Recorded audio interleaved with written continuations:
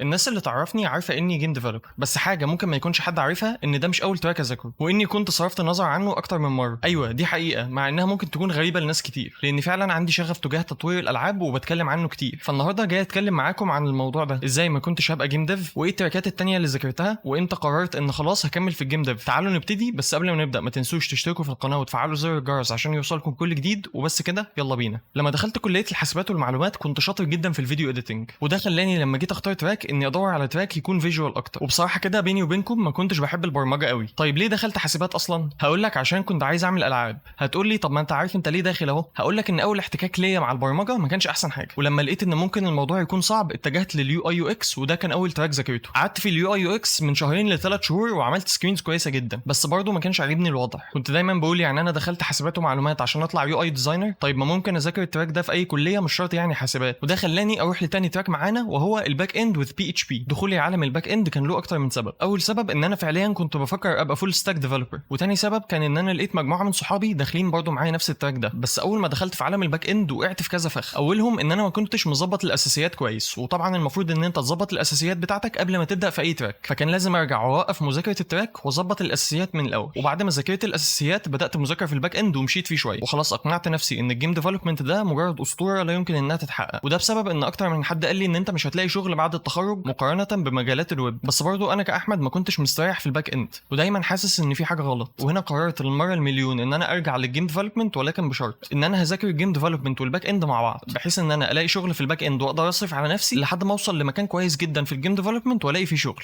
وطبعا هقول لكم في نهايه الفيديو ليه ده كان قرار ساذج جدا. كملت على المنوال ده فتره، ولكن لاحظت حاجه مهمه جدا، ان انا بذاكر تراكين وما تميزتش في ولا واحد فيهم. طيب ده ليه؟ ده لان انا بذاكر حاجتين بعاد عن بعض، فالموضوع شبه مستحيل. ففي اخر سنه ثالثه فقت بقى من الدوامه دي وقررت ان انا هذاكر تراك واحد بس، وهو الجيم ديفلوبمنت. حاجه شجعتني على القرار ده ان انا دايما كنت بتابع الشركات والجيم ستوديوز على لينكد ان، وبلاحظ ان الطلب بتاعهم للجيم ديفلوبرز بقى بيزداد. ودي حاجه شجعتني، بالاضافه لما اتكلمت مع ناس شاطر في المجالات بتاعتها وقالوا لي حاجه مهمه جدا، ان انت تذاكر الحاجه اللي عندك شغف ليها حتى لو شغلها قليل احسن 100 مره من ان انت تذاكر حاجه عشان تشتغل فيها وخلاص. وده مش معناه ان مجالات الويب سهله، بالعكس مجالات الويب هي اي نعم ليها شغل كتير، ولكن التنافس فيها عالي جدا. وهنا طبعا قررت ان انا خلاص هكمل في الجيم ديفلوبمنت، بس الحاجه اللي انا عندي شغف ليها، وده كان احسن اختيار عملته في حياتي المهنيه. وده بتلخيص شديد قصتي مع دوامه التراكات وليه ما كنتش هبقى جيم ديف. طيب ممكن نستفيد ايه من القصه دي؟ تستفيد ان انت طالما في الكليه ومعاك وقت تجرب تراك واثنين وثلاثه لحد ما تلاقي الحاجه اللي انت مستريح فيها، وما تدورش على شغل في فتره انت المفروض تكون بتتعلم فيها، وما تذاكرش حاجه بعيده عن الشغف بتاعك وتقول بس عشان اشتغل فيها. لان انت مثلا لو شغال في الباك اند وبتذاكر جيم ديفلوبمنت معاه، فالشغل هياخد كل وقتك، مش هتقدر ان انت